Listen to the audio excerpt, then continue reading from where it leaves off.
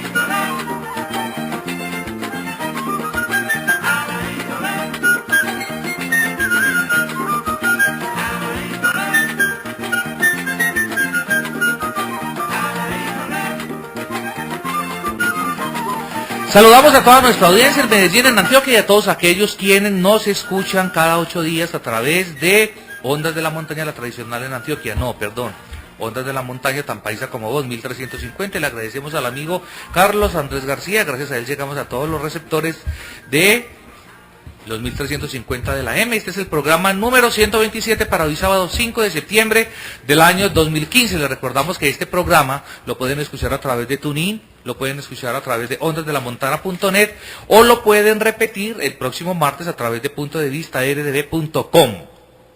Saludamos a nuestros amigos de siempre. Orden alfabético. César Augusto Duque, ¿cómo le ha ido? Pero por orden alfabético es De apellido. Adolfo León. De apellido, papi, de Ah, apellido. bueno, es que si no Aquí, aclara. aquí es militar, aquí no venga aquí a pero- poner problemas. Bueno, Que usted bueno. se ha tomado vacaciones como 4 programas y viene aquí a poner problemas. No, señor, no, señor. Vacaciones, bueno. ¿Septiembre qué? 4. Septiembre 5. Señores, muy buenas tardes para todos los oyentes, para Carlos Andrés García en el Control Master, Adolfo, Rubén. Hombre, ya no sabe uno qué pensar de este país, de tanta cosa que se ve, pero mire, me llega una denuncia, nosotros le hemos hecho seguimiento a lo que está pasando con el barrio Naranjal y Arrabal, y cómo ese proyecto urbano necesita de los locales comerciales, la residencia, los espacios que allí habitualmente han existido, para desarrollar un proyecto urbanístico que puede ser importante para la ciudad, pero está atropellando a estas comunidades. Resulta que para iniciar una etapa nueva de ese proyecto necesitaban desocupadas y ya negociadas todas las tierras de esa parte. Y hay un local con el que no han podido negociar, no han conciliado, no se han encontrado en términos como compensaciones, precio de la tierra, en fin, y de manera arbitraria mandaron a la gente de EPM a que cortara el servicio de agua, sabiendo que el arrendatario pagó los servicios públicos 3 días antes, tiene la factura vigente y todavía hay personas laborando, o habían personas laborando todavía en ese taller. Pues no tener agua potable, no tener el servicio de acueducto, es una de las causales para cerrar cualquier negocio.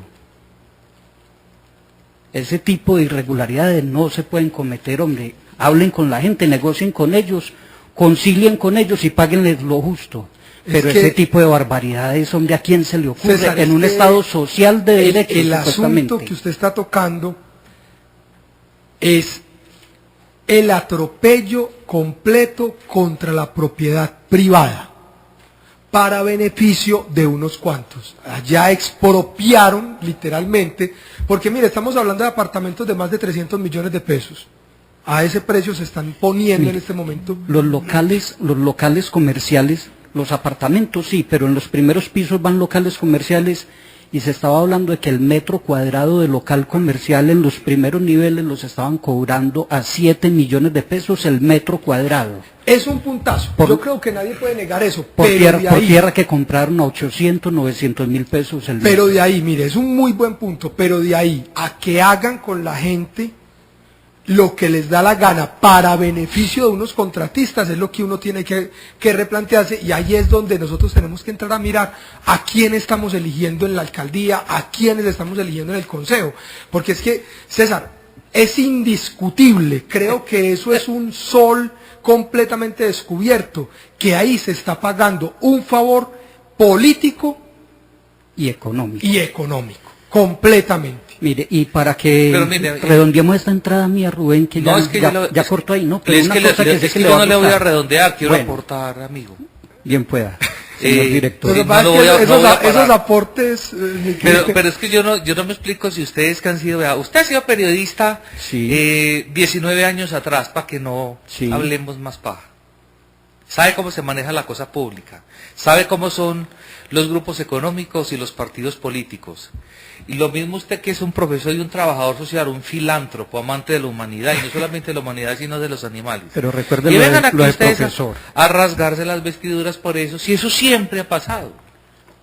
Pero eso no quiere decir que tenga que seguir pasando, que no se deba corregir. Pero es que es la dinámica del sistema y de la economía. Mi querido Rubén, eso se puede ir mi argumento principal para invitar al abstencionismo, que el sistema no sirve. Porque el sistema está completamente... ¿Cuál sirve? No sé cuál sirva. No sé cuál sirva, pero estoy convencido que este no sirve. Estoy convencido que este no sirve. Entonces nosotros vamos a seguir... Usted sabe qué es lo que no se puede hacer, pero no sabe qué es lo que hay que hacer. Entonces nosotros vamos a seguir votando en contra de, que eso es lo que está pasando. Nosotros entonces no hacemos otra cosa por miedo. Es la única herramienta. Yo personalmente votaré en contra de Alonso Salazar. No, es la única herramienta, no. Aquí tienen que generarse unos tipos de caos que determinen una dinámica diferente en la cosa política, y en la administración pública de pero la ciudad. ¿cuál No es la sé cosa cuál es. la de porque es que Siria, si la de usted quiere, Siria, si usted la de lo que- Venezuela. Usted lo que quiere es ¿Cuál que yo quiere? le diga que es ¿Cuál el quiere? nuevo socialismo para usted decirme lo que está haciendo en Venezuela. Por eso le digo, no es sé que, cuál es. Perdóneme, pero, No sé cuál es, perdóneme, pero es que con el respeto él- que me merecen, se ha demostrado que el socialismo es una mierda. Sí, mi hijo, se lo estoy diciendo. Mujica acaba se lo de estoy decir, reconociendo. el socialismo de Chávez no hizo absolutamente Se lo nada. estoy reconociendo. O sea, le estoy y además diciendo, el socialismo usted nivela lo a que todo el quiere- mundo, usted nivela a lo todo que- el mundo, pero por, debajo. Rubén, o sea, todo el mundo eso aguantando es hambre, lo que comidos le- de la mano, eso- comiendo arroz y si acaso. sin Eso papel es higiénico. lo que le estoy diciendo en este momento. Usted me acribilla con la pregunta, ¿Acribilla? acribilla, literalmente, con la pregunta, ¿qué es lo que sirve? Yo le digo, no sé porque no lo conocemos, pero efectivamente, por lo menos la democracia existente en Colombia no sirve. Eso es claro.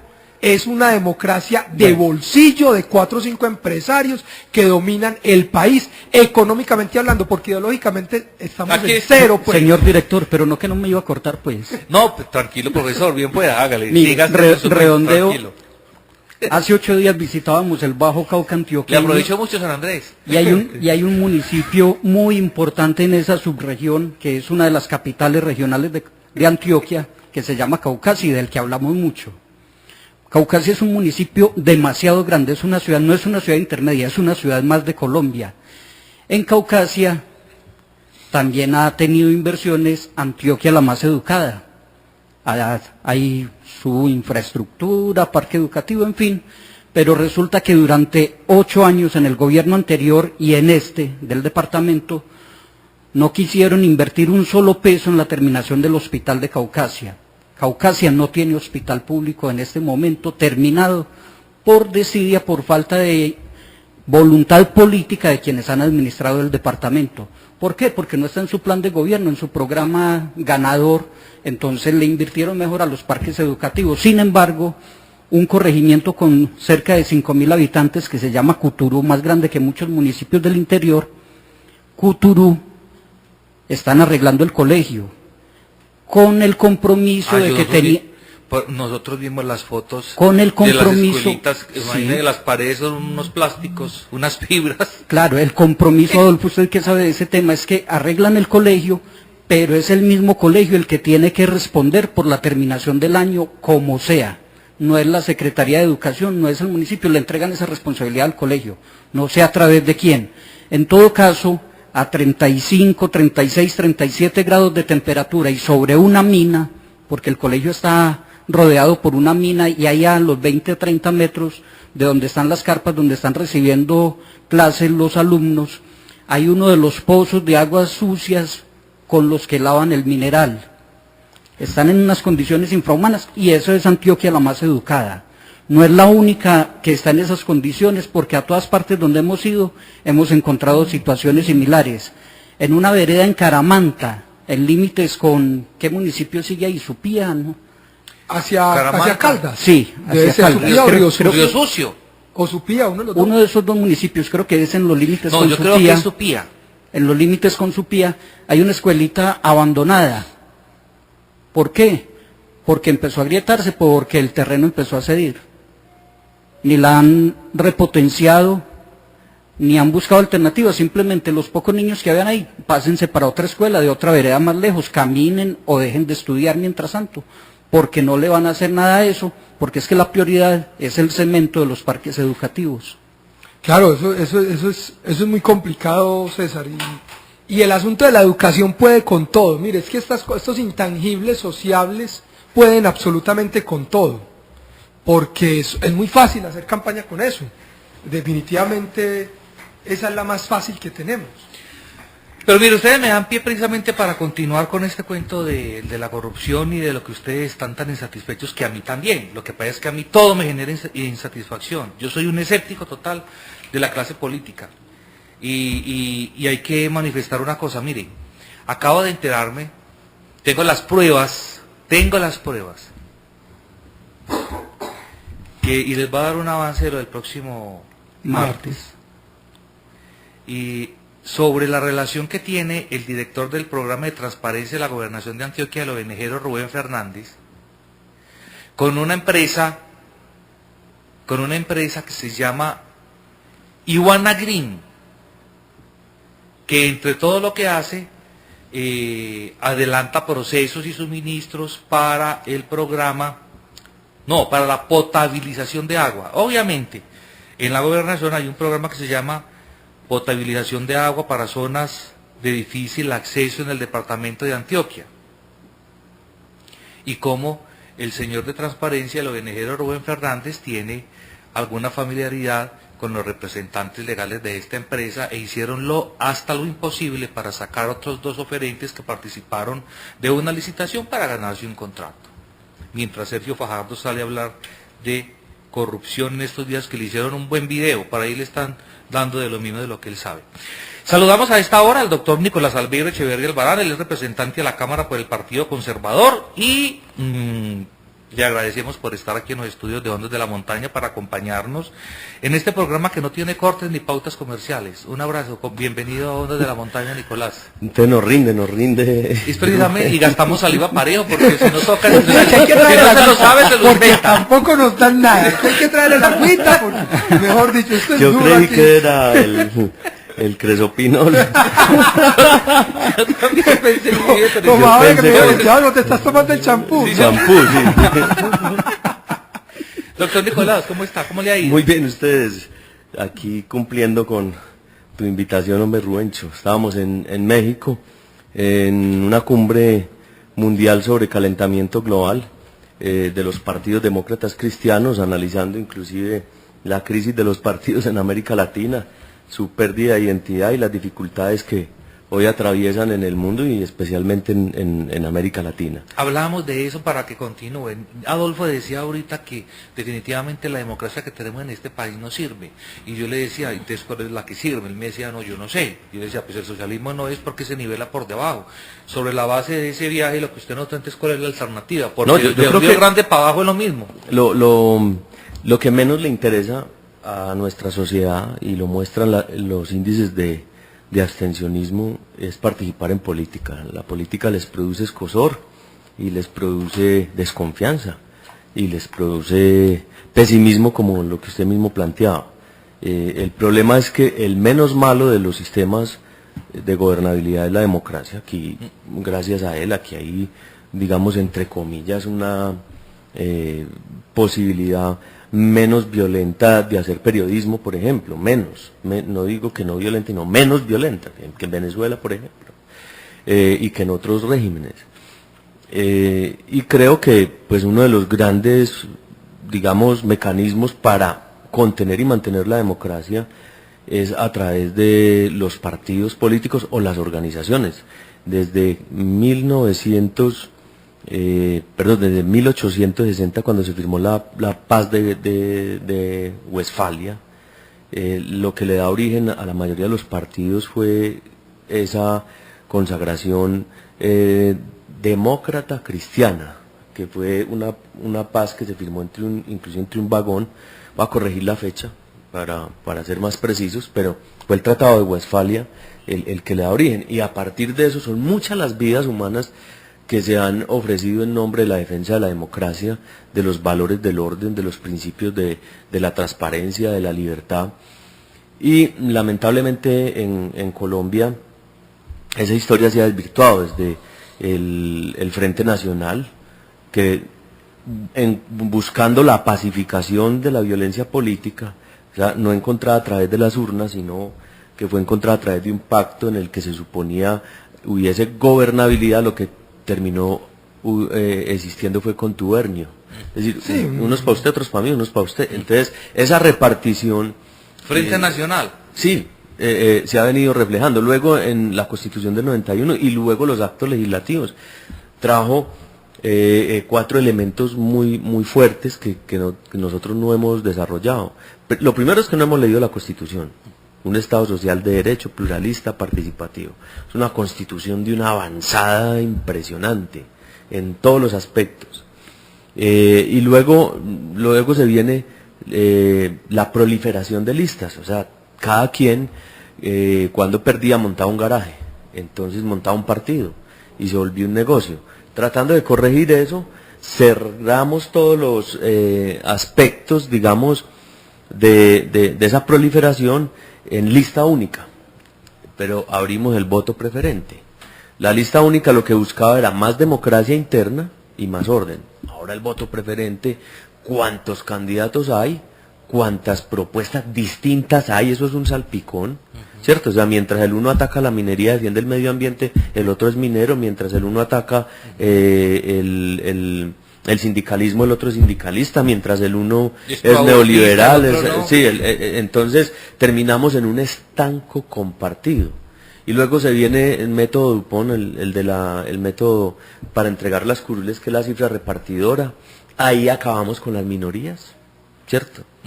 Porque realmente el sistema premia a las mayorías. Un partido medio en nuestro sistema tiende a desaparecer, y un partido grande tiende a permanecer, y un partido pequeño no tiene posibilidades muchas veces de superar el umbral, porque es el primer tope que se le pone, y luego cifra repartidora, complejo. Y el cuarto elemento es lista única, voto preferente, cifra repartidora y umbral. Umbral para poder pasar, cifra repartidora, método como se reparte. Lista única es cerrar esa proliferación. ¿Y qué buscaba? Que hubiera más democracia interna, que hubiera más discusión, más orden, que el partido encontrara su posición frente al aborto, su posición frente al matrimonio entre iguales, su posición, o sea, una posición ideológica, que tuviera una corriente ideológica, filosófica. ¿Qué termina uno siendo ahí? Termina siendo de lo mismo que todos, y termina compitiendo entre los mismos. Es decir, la competencia no es de un partido con otro, sino que la competencia es interna, en una guerra totalmente fraccionada la unidad ideológica y el proyecto país y el proyecto como tal. Creo que era más esperanzadora la discusión que teníamos nosotros a ahora que lo que nos acaba de Pero es que para allá voy. el doctor Nicolás. Pero para allá voy, porque finalmente, ¿qué pasa? ¿Qué optó la gente? Por darle la espalda y dejar solo los políticos con sus políticos. Exacto.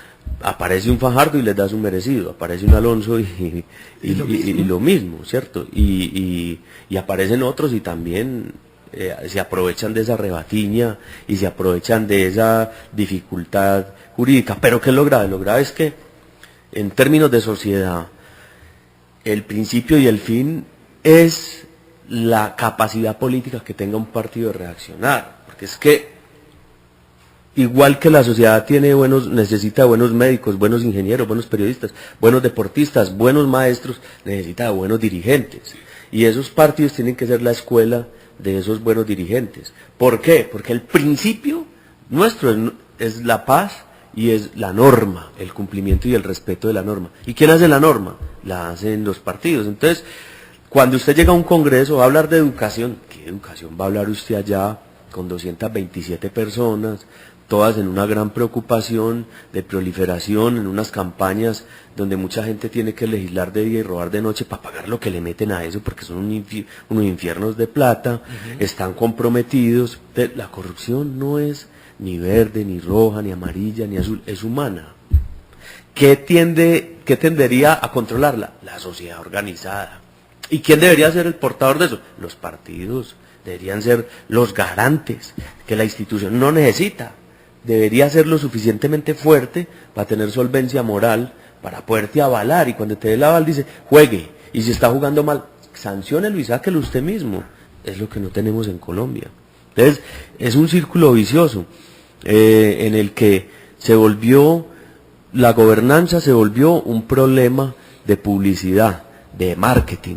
Entonces, no es posible que nosotros en Antioquia invertamos 12.000 millones de pesos en el campo. Acaba de salir el censo agropecuario, no sé si ya conocen del tema, sí. Ya les voy a hablar un poco de eso. Y 23.000 en publicidad.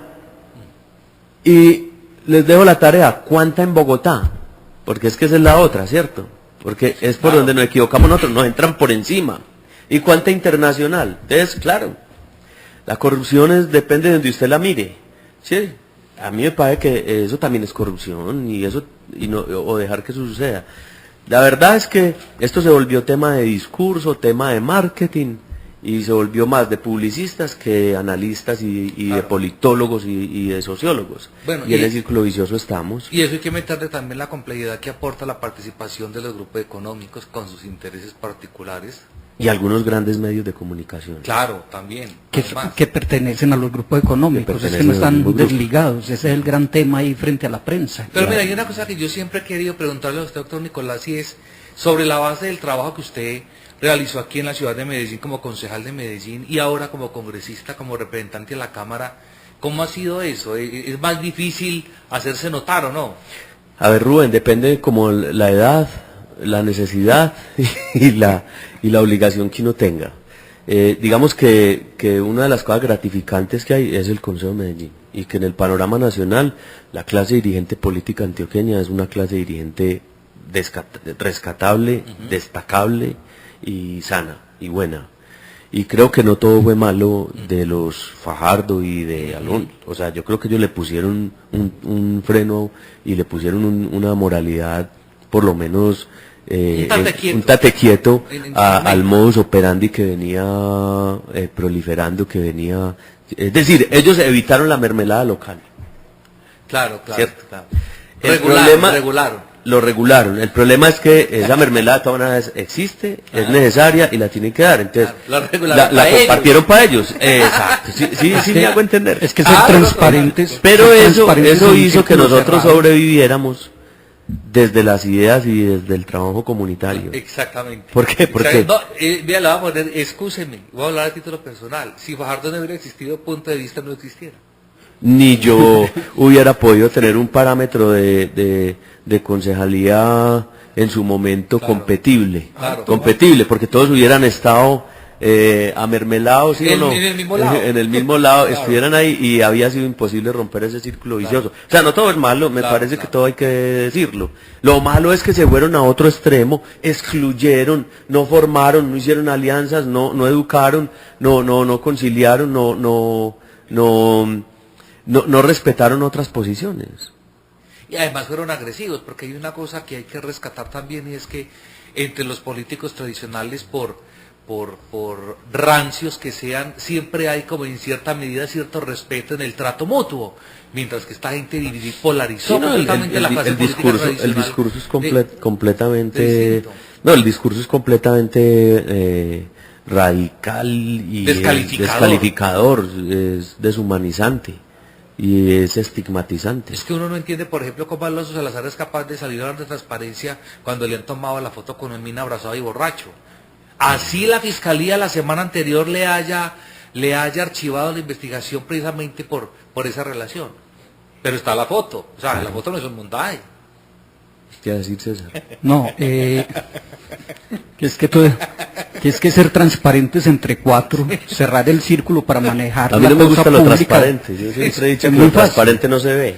Venga, O lo ven del otro lado.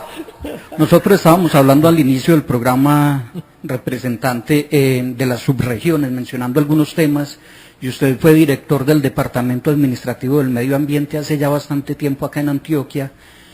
¿Cuál era el panorama y qué posición tendría ahora usted frente al tema minero como se está viviendo en el país y en el departamento especialmente, que está pedido por concesiones mineras prácticamente todo, y eso tiene con los pelos de punta a muchas comunidades, pero viene el tema de las reservas campesinas, que parece que va a liberar unos terrenos, pero además uno está viendo experiencias diferentes. Estaba en el Bajo Cauca y están reforestando con una acacia que trajeron de Australia, que crece muy rápido, vuelve a generar algo de capa vegetal, entonces uno tiene como unas contradicciones.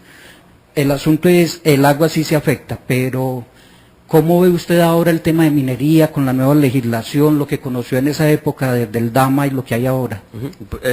Permítame, de 30 segundos Sí, le contesto señor. la pregunta a Rubén cuando me dice Consejo Cámara. Entonces, yo decía que la clase dirigente política de Antioquia y de Medellín es una clase destacable, rescatable y es muy capaz. Es sorprendente la capacidad que tienen todos. En el tema nacional se trabaja demasiado, o sea, se trabaja con un grado de responsabilidad muy alto, sumo. Lamentablemente un desprestigio como el que tiene el Congreso y los congresos del mundo, y unos enemigos como son los grandes medios de comunicación que uno viera que nada le sirve. Por ejemplo, la noticia la presentan esta semana.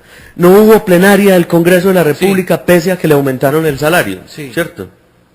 Y 4 noticias más adelante, los congresistas se desplazaron a Cúcuta, ¿cierto? A atender los desplazados, los exiliados, los deportados. Entonces, uno diría, hombre, ¿por qué no la presentan completa? No hubo plenaria porque se fueron para Cúcuta a atender el Consejo de Ministros al que fueron citados, ¿cierto? Pero no, es el amarillismo, es el mensaje que mandan. Usted prende algunos programas de alta pauta, ranking en Colombia, de la A a la Z, ¿cierto? Antes de la Z, y usted, sí, desde por la mañana, ¿cierto? No, ellos le están dando al tema internacional. Cuando no hay tema internacional, le están dando al tema amarillista. Cada que no hay tema, el Congreso es tema, ¿cierto? Hubo el congresista que se puso la corbata o el selfies, cualquier tema de eso, ¿cierto? Entonces, esa situación manda un mensaje muy negativo de la política y le baja la autoestima y le quita la posibilidad de gobernar a un Congreso y le quita la legitimidad. Y eso es grave para una sociedad, no tener un escenario donde pueda coparticipar. ¿Qué ha pasado allá? Destacados, completamente felices, haciendo la tarea. Yo lo he invitado porque quiero que mire el nivel de empoderamiento y que se haga ideas de todo lo que se puede hacer de allá con las regiones. Precisamente yo soy de la Comisión Quinta. La Comisión Quinta trata temas agropecuarios, mineros, hidrocarburos y medio ambiente. En esa comisión tenemos un liderazgo absoluto. Acabamos de recibir el código, el censo agropecuario, un censo que hacía 40 años no se hacía. Primer tema. 50% del territorio de Colombia es bosque. Segundo tema, 83% del campo sin asistencia técnica agropecuaria, ni una sola vez en 40 años, 83%, no.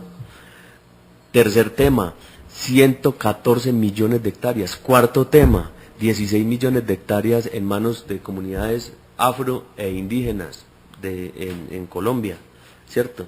Que hay que revisar esa política, cómo se ha dinamizado y cómo se están entregando. Quinto tema, tierras sin titularidad en Colombia. O sea, aquí hay más territorio que Estado. Y ahí radica el tema de la guerra, y el tema del conflicto, y el tema de la incapacidad de la administración del territorio. Aquí más territorio que Estado, ¿cierto? Cuarto tema, solo el 11% de los campesinos accedieron a crédito, y ese 11, solo 9% es cafetero. Entonces, todo el fomento agropecuario y esos grandes fondos, ¿para dónde? Otro tema, 18 fondos de fomento agropecuario en Colombia. ¿Qué hacen? Publicidad, fomento, ¿qué más hacen?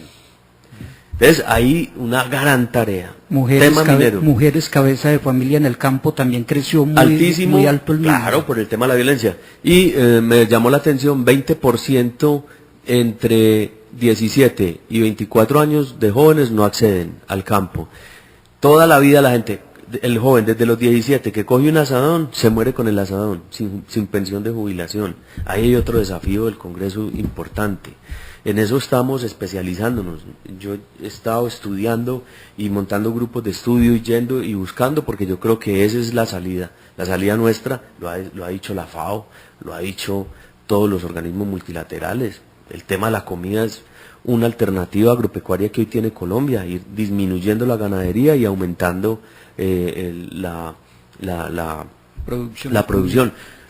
Distritos de riego, solo el 1% en Colombia, y llevamos 10 años financiando distritos de riego. ¿Y todo eso dónde pega, Rubén? En los semáforos de Medellín, en la violencia, en el desempleo, y en la inseguridad y en la falta de acceso a la educación, que es gravísimo, ¿cierto? Porque son comunidades que no se pueden escolarizar fácilmente, hacia allá la oferta desde lo público, ¿cierto? Pese a que aquí se ha hecho un gran esfuerzo y somos de los mejores calificados en cobertura, ya el tema de calidad es discutible. Entonces, segundo tema, el minero. El tema minero se ha satanizado gravemente, se ha preocupado. El narcotráfico se trasladó para allá, ¿cierto? Allá está el narcotráfico, trasladó toda su estructura, la sacó de la guerrilla, la sacó de todo y se trasladó para el tema minero. Ahí es un ejercicio muy grave que venimos calculando y analizando muy fuerte. sin garantías para hacer ese análisis porque es supremamente peligroso, pero lo venimos haciendo. Una irresponsabilidad del gobierno nacional, sobre todo en la época del doctor Uribe, donde se titularizó más del 75% del país en títulos mineros. Hoy satanizado completamente el tema en Antioquia, gravísimo. Todo contra los pequeños mineros y medianos mineros, claro, que son los mineros artesanales desde 1800 y ancestrales. ¿Cuál es el problema? Que en el subsuelo puede estar con qué quitar la pobreza del suelo. Pero como hemos explotado ilegal e irregular e informalmente, no hay planes de manejo. Entonces todo se lo montamos al tema de las multinacionales, ¿cierto? Donde hay multinacional ha habido por lo menos forma de controlar porque hay licencia ambiental. Pero ahí caemos en el discurso nacionalista de los gringos, de las multinacionales, en un discurso que a este país le ha hecho mucho daño porque mientras discutimos ellos o aprovechan con negocios muy onerosos o permitimos que haya informalidad e ilegalidad a muy alto nivel. Tema de las licencias, metido en el tema de licencias express, metidos en el tema del plan de desarrollo, completamente empoderados, con mucha capacidad, creciendo mucho. En Bogotá hoy somos punto de referencia en esa materia, con mucha alegría, con mucha holgura, pero con un recorrido en el Consejo. 4 periodos, el Consejo de Medellín es, créanme, yo que los he recorrido casi todos, es en mi criterio el mejor consejo del país y el consejo más calificado y cualificado. Hay unas personas que les falta darse cuenta de la importancia que es el papel que están cumpliendo y tener una visión mucho más amplia, y lamentablemente el Ejecutivo nos castra mucho a nosotros la capacidad de la autonomía del actuar y se pierden mayorías para tomar decisiones importantes, pero pese a todos esos defectos y a todos esos, digamos, elementos de crítica circunstanciales, es el mejor consejo. Usted ahí aprende, se disciplina, es serio, aprende a entender la dinámica de lo público, entiende la dignidad de la política, se apasiona por el servicio, y eso se ve reflejado en Bogotá. Es como si uno llevara aquí unos zapatos de hierro y allá los fuera de alpargatas. El caminar se siente completamente liviano y se siente completamente capaz. Eso nos ha permitido hoy tener un posicionamiento. Congreso visible, que es ácido y crítico, nos acaba de señalar como los primeros en control político. Como no sé si leíste Congreso Visible. Congreso no, pero es la misma estrategia que Consejo de acá y es una cosa... No es la misma. No es la misma, la de acá es consejo, no, claro, pero es un ejercicio, allá es mucho más madura, mucho más fuerte y mucho más, digamos, acompañada con presupuesto de entidades mucho más fuerte, entonces les permite hacer una tabulación mucho más profunda. Bueno, doctor Nicolás. Y lo hace la Universidad de los Andes además, tiene Sí. un apoyo interesante de la Universidad de los Andes. Veo aquí en la página web de esa estrategia, de esa propuesta, de ese programa. Bueno, pero volvamos al tema electoral, doctor, y a una cosa que me parece estructural dentro de la exposición que usted nos estaba haciendo al principio, y es el fortalecimiento de los partidos.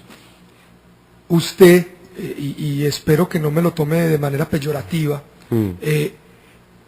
¿cómo visualiza el partido, cómo se visualizan los godos en este momento? Un Los partido godos, que tuviera una estructura fuerte, una línea, es decir, no esperaba nada diferente de un conservador, es decir, eran una línea ideológica muy clara. En este momento hay de todo ahí como en botella. Mal, los godos muy mal. Vamos a perder curules en la asamblea, perder curules en el consejo.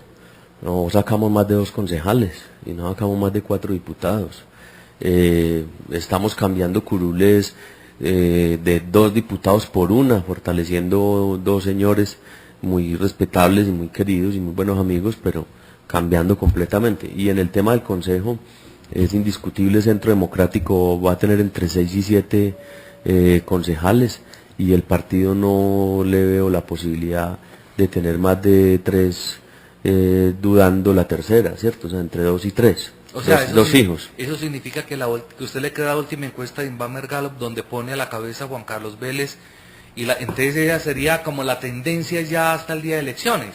Pues yo no creo, o sea, no, yo no creo que realmente Juan Carlos como Juan Carlos. Como Juan Carlos esté tan fuerte y que tenga hoy el empoderamiento para uno decir que le pueda ganar a Rico, que es el que uno ve se destaca del otro lado.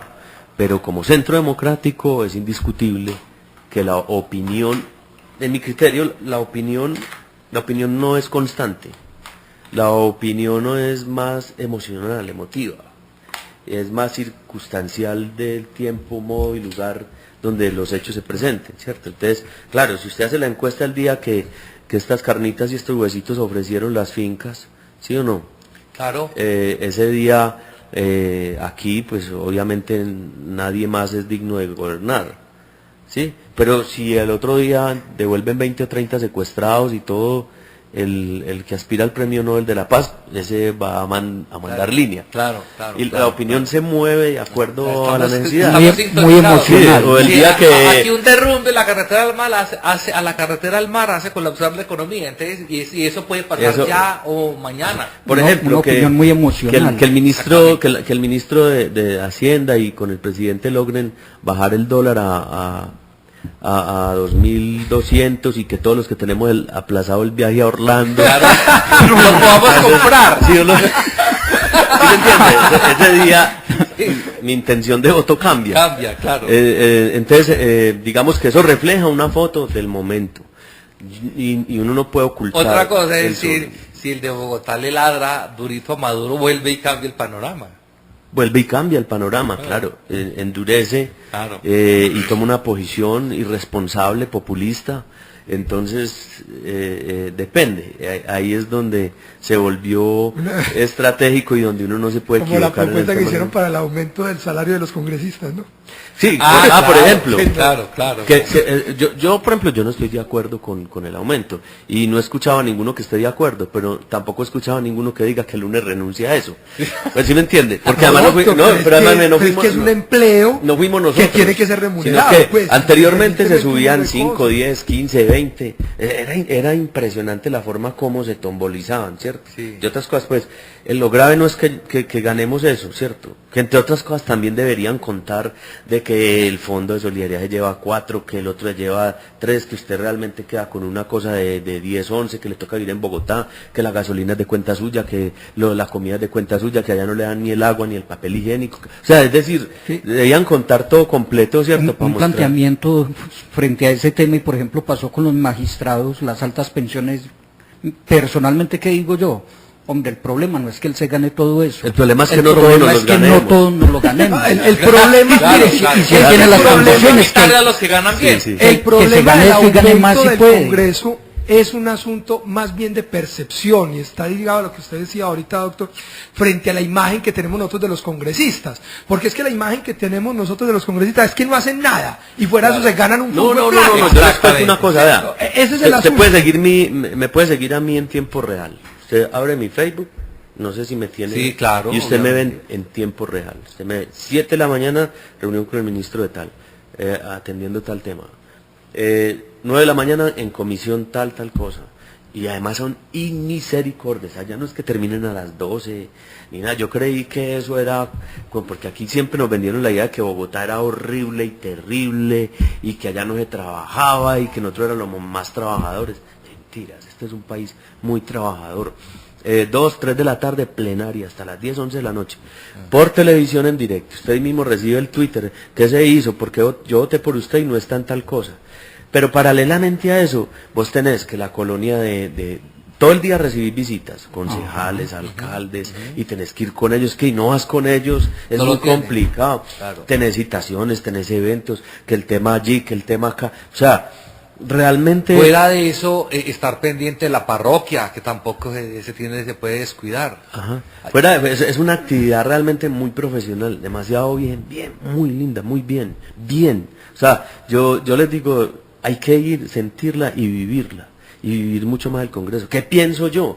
Me faltan muchas cosas que se articulen. O sea, uno debería tener mucha más conversación con el gobernador, mucha más conversación con el alcalde de Medellín, porque yo hago cosas por el municipio de Don Matías, yo hago cosas por el municipio de Itagüí, yo hago cosas por el municipio de Peque, por 1000 municipios, pero muchas que yo podría hacer y que el Congreso podría hacer que impactaran a Antioquia fuertemente, porque realmente no hay bancada antioqueña. O sea, uno no se ve con ellos, sino con algunos, sino cuando nos citan aquí la iglesia, que es la que nos ha citado, y el intergremial, y el gobernador una vez. De resto nadie nos ha citado, de resto no somos importantes, sino cuando hay una ley que atenta contra los intereses o de PM o del Metro o de Medellín. Será pues las únicas veces que se vuelve estratégico o importante. El resto, el congresista es luchando como empoderarse dentro de lo local, y eso es perder un potencial de trabajo muy fuerte. Mire, yo quiero que hablemos ya sobre las elecciones territoriales que han sido interesantemente atípicas, porque una semana uno tiene el favoritismo, a la otra... El que pague la encuesta... El que pague la encuesta sube, toda la cosa. Bueno, ¿con quién estamos, doctor Nicolás? A la Yo estoy en el tema de gobernación. Usted sabe que lo primero es... bueno, entonces cerrando el ciclo del tema del partido, ¿sí? Que eso ya nos indica cuál es el camino. Nosotros jugamos limpio, tuvimos un candidato a la gobernación, yo creo que un candidato con mucho carácter, candidato cuestionable desde el punto de vista de su carácter fuerte, pero nunca de su moralidad ni nunca desde su capacidad de conocer y comprender los problemas. Él recorrió los 125 municipios, teníamos todas las de ganar, veníamos en una alianza con el municipio, lo que conocemos como el bloque de Itagüí. Faltando escasos 8 días nos reunieron y allí tomaron la decisión de hacer coalición con Bello, el bloque de Bello.